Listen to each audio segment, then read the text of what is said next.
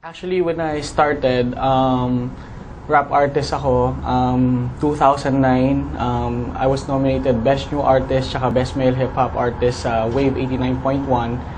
Then I was invited by Paul Vincent Guasque na subukan ko lang daw yung business kasi ano siya, malaki yung potential because we were starting the company. So I decided to start up.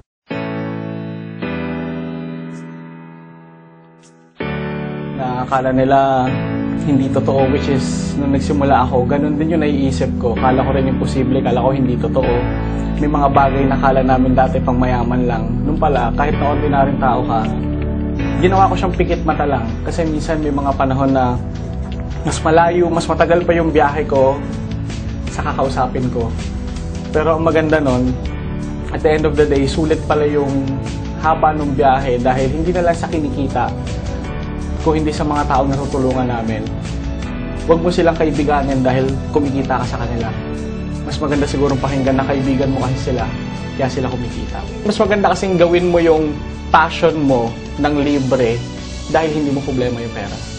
Sabi ko nga sa kanila, wala namang bagay na mahal eh, kulang lang pera mo.